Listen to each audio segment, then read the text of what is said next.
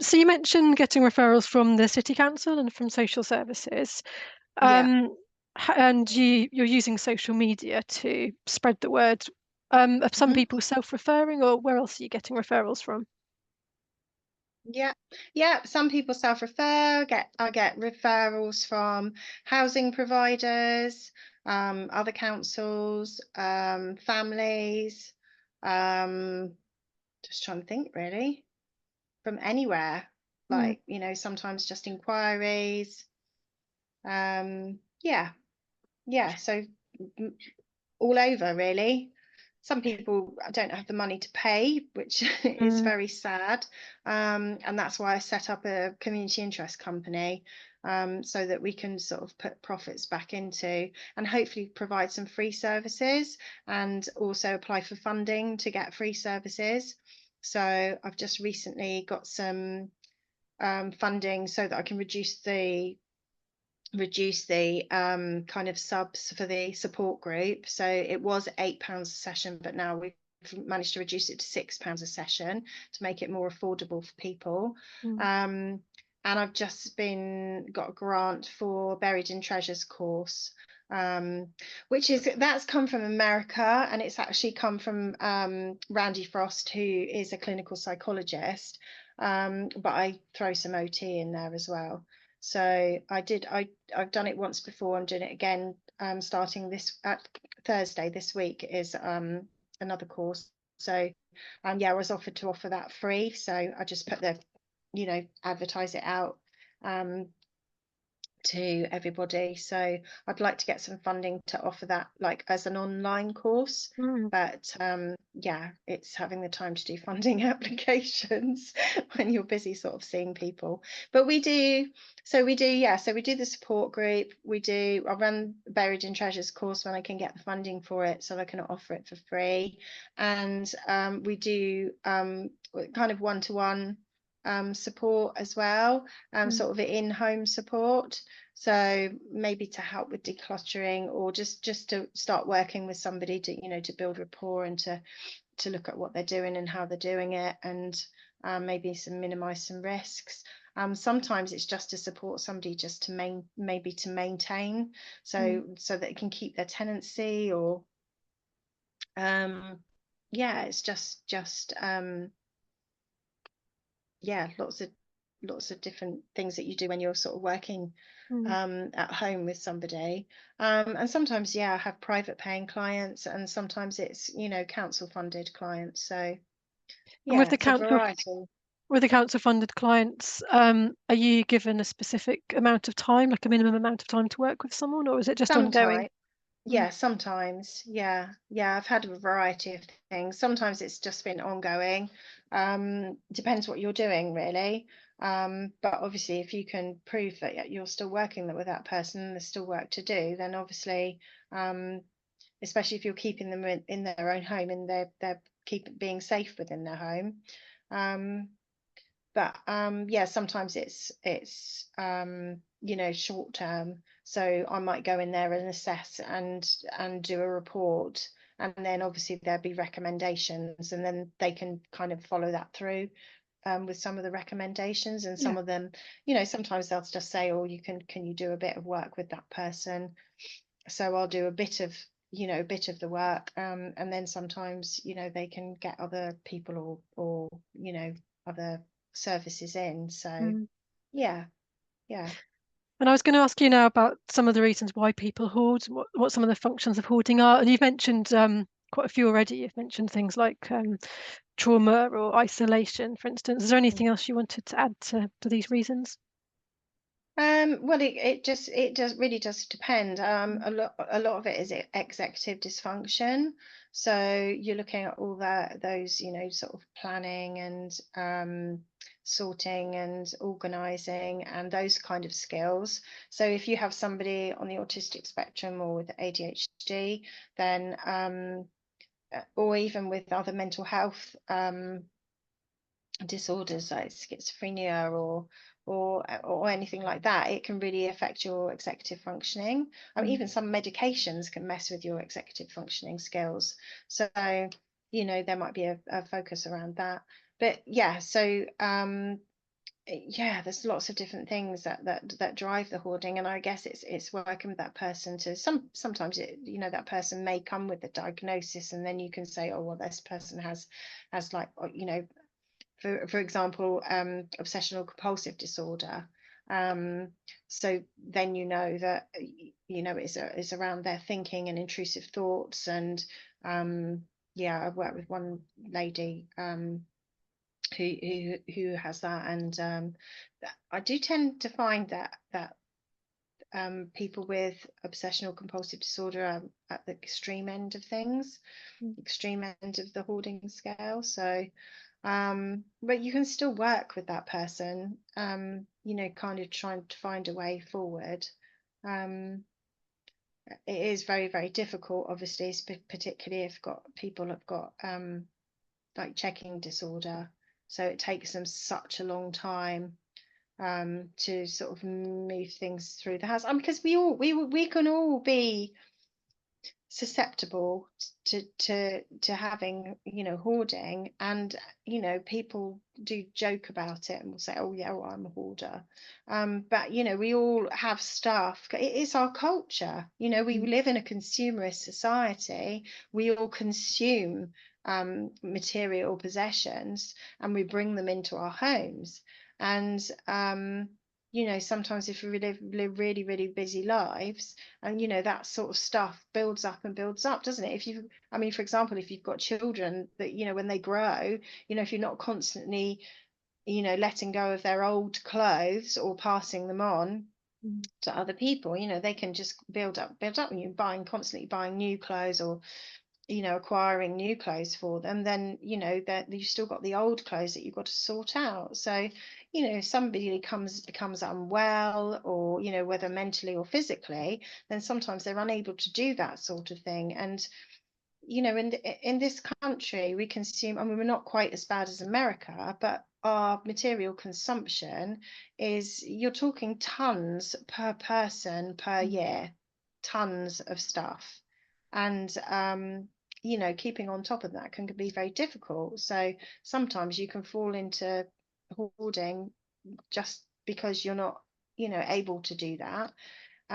So acquiring is quite a big thing to look at with hoarding.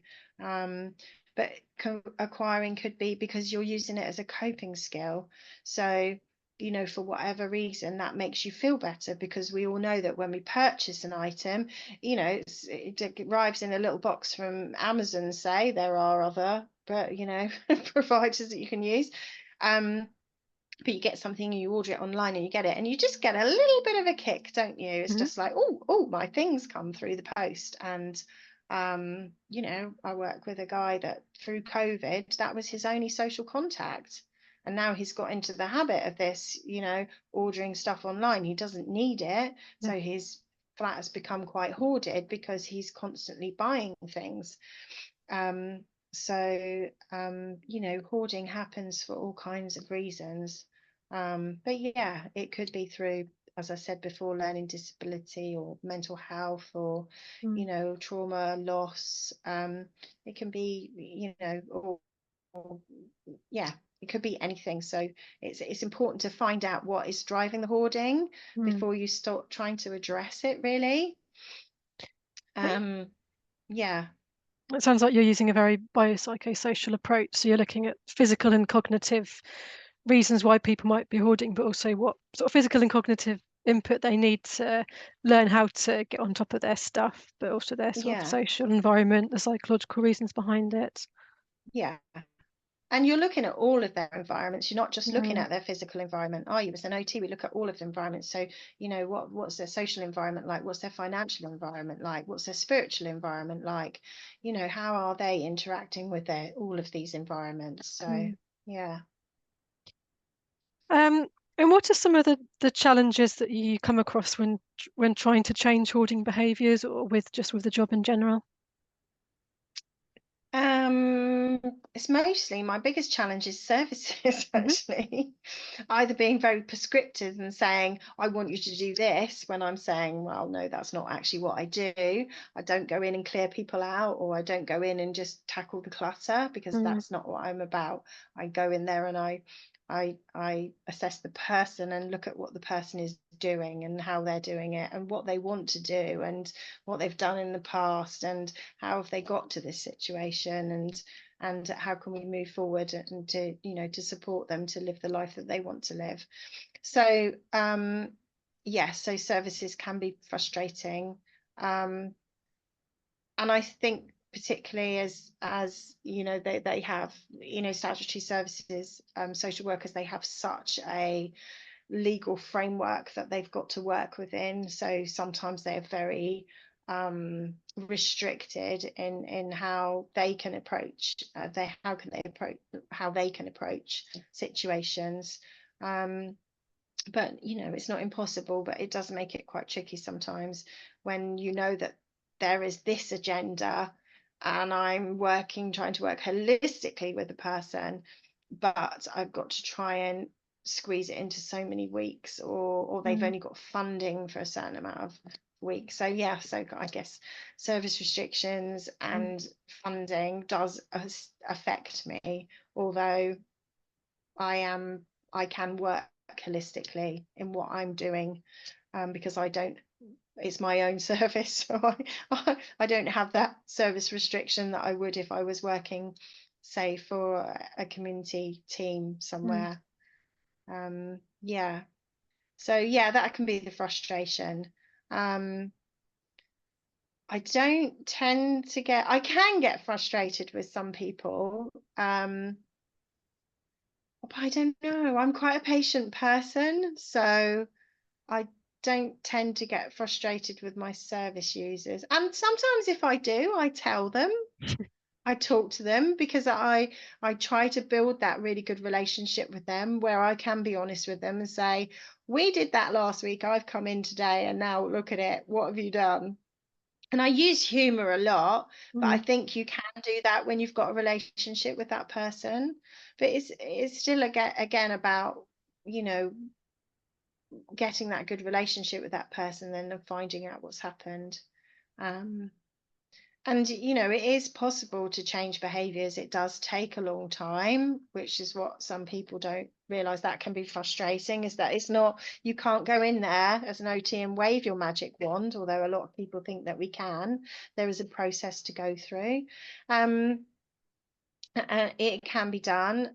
Some people it can't be done, but then you're looking at harm reduction. Mm. So there are still things that you can do to support that person to stay, you know, in their home. But it's about finding that, you know, and working with them to look at the risks Mm. of what they're doing and how they're doing it, and to look at, you know, if they, okay, because hoarding can be a meaningful occupation. You know, it, I mean, culturally, as I said before, we consume, don't we, material possessions, and for some people that is their meaningful occupation, is buying these beautiful, wonderful things that they find in charity shops or whatever, and taking them home. And that can be a meaningful occupation in itself. So it's about how can we promote them still engaging in that occupation, but Mm. doing it in a safe way, so that they're not getting themselves into a pickle, or, you know, putting themselves at risk or putting others at risk. So yeah, there are ways of doing it, even if they're not willing to make those changes. And in terms of risks, I mean, the two ones I think of are falling over and fire. Yeah. Is there any other sort of risks or hazards that you're thinking of? Oh, there's plenty. Hmm.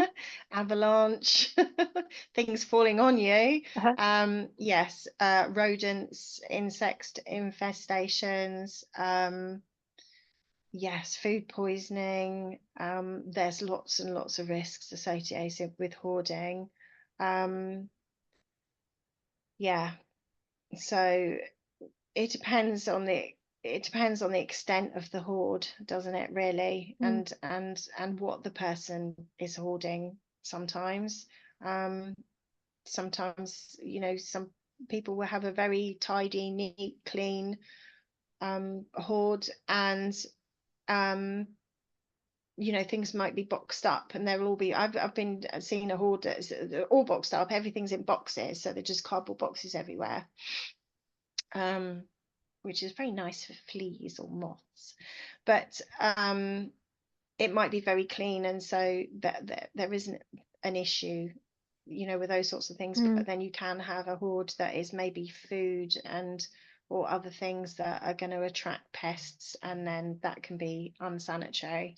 And then that can be quite problematical. So and fire. I mean, if somebody smokes and they're living in a hoarded home, then the fire risks go through the roof. But the fire brigade are amazing. Fire and rescue service are amazing. They do safe and well checks, and you can put those in for free. And particularly, they will prioritise people that are obviously vulnerable, that have mental health and physical health conditions.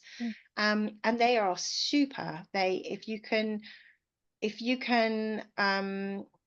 the service user is on board and will accept the fire and rescue service going in to do a check, if they will let somebody into their homes, they are so not, well, in my experience, the people that I work with from fire and rescue are very non-judgmental, and they will just be very pragmatic, and they will give advice, and they're just excellent at it, and they will provide free equipment. We've just fitted for example, we've just fitted a fire sheet, bed sheet, to somebody that I'm working with who smokes and spends a lot of time in bed. So we've just managed to get the fire service just gave us these fire retardant sheets, so which is fantastic, and just came in and fitted all free smoke alarms, so smoke detectors. So yeah, they're amazing.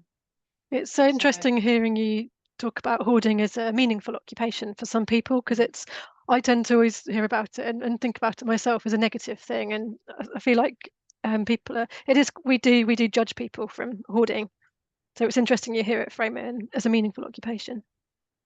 Yeah, and people, it is a very negative connotation, isn't it? And do you know what? That's one of the first things that I ask someone, is how they would like to be referred to. I mean, one of the ladies that I worked with for a long time, she used to call it her muddles, her muddles. And that's how she, that I'm in a muddle. Yeah. It's, it's my muddles. So that's how she used to refer it to. Some people just say it's clutter. Yeah. And we talk about this in the support group now. They just say that it's clutter and that's it. Some people just refer it to as my stuff, my possessions, because at the end of the day, every single item in their home belongs to them. That is theirs. And I mean, I've got another person that finds clutter offensive. He finds that offensive because he thinks that's a derogatory term. So it's very individual to each person. And I think we need to be really mindful of that. And actually, people that hoard very often don't identify with being a hoarder. They don't identify. They're Jim or Joan, who knits or who crafts or who collects things, or they've got an interest in this. That's how they identify themselves. They don't identify as being a hoarder. So I think it's wrong for us to say, oh, that person's a hoarder. I always talk about people that have difficulties with hoarding, or people who hoard, but I don't ever call somebody a hoarder, because yes, that person might have these difficulties, but I That's a think label there's a we're lot of imposing on other negative. people, isn't it? Yes, it is. And it has very negative connotations. So yeah, I think because the press have had a lot to do with that, in sensationalizing it. People's morbid curiosity, isn't it? Yeah, the Is television their programs treasure are very, room. very popular, aren't they? Where they show people going in and helping people who've got lots of Yes, stuff. but they don't help people, really, do they? You can't fix somebody in 6 weeks.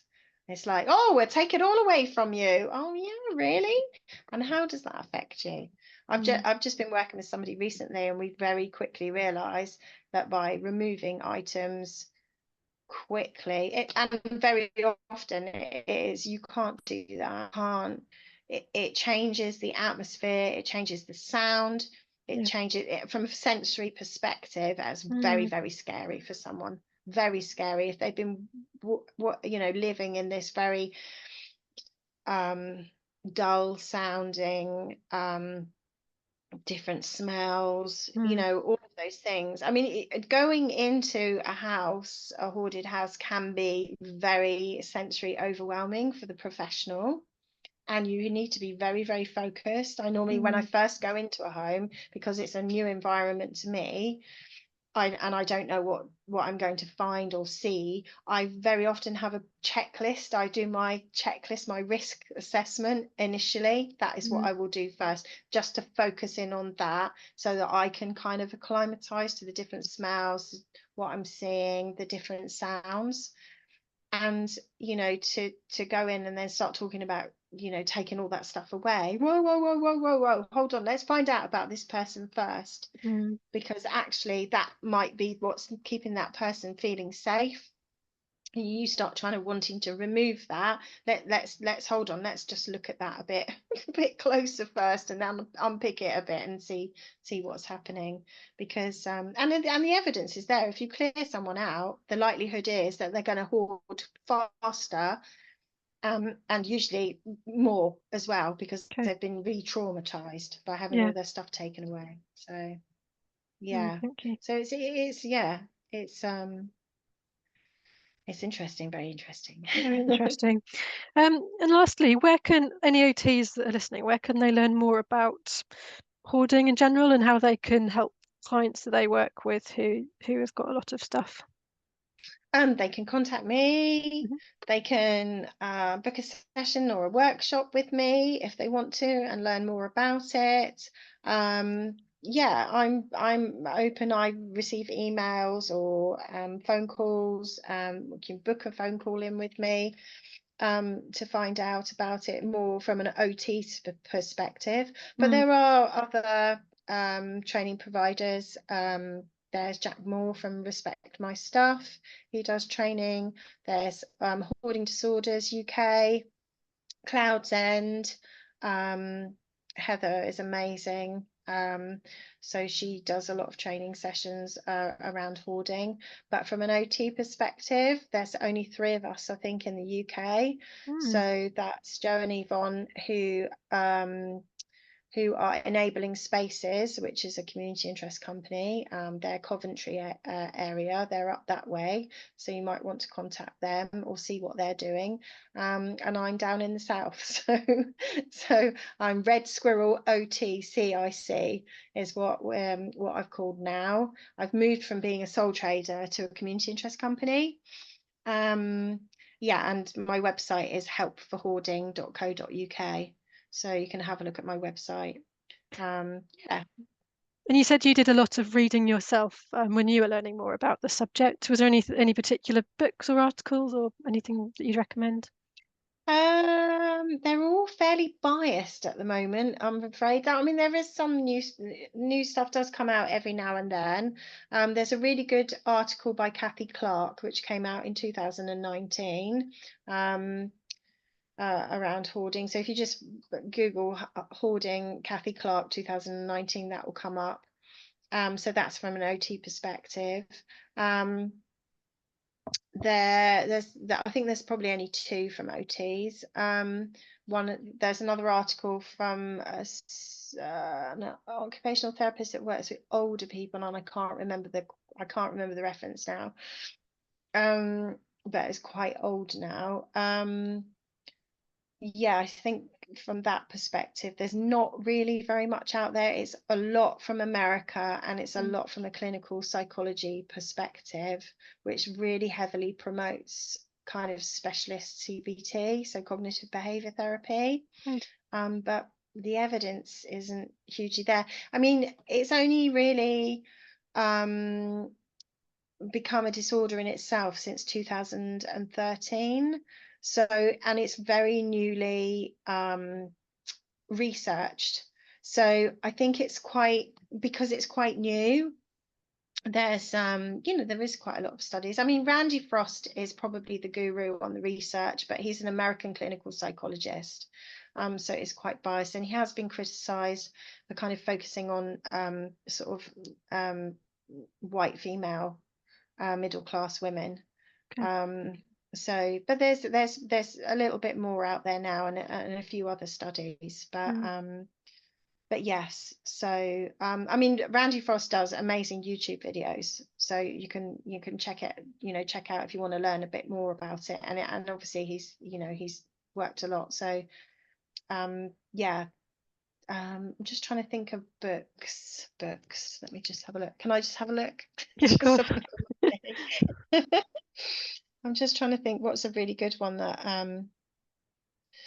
I mean, if you want something a little bit philosophical, The Life of Stuff, which has just come out, which is a personal kind of journey of a lady whose mother hoarded, and then her mum died, and then she's had to clear out the property.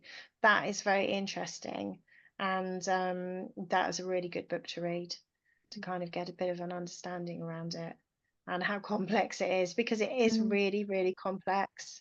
Well, we're human beings, and human beings are complex, aren't they?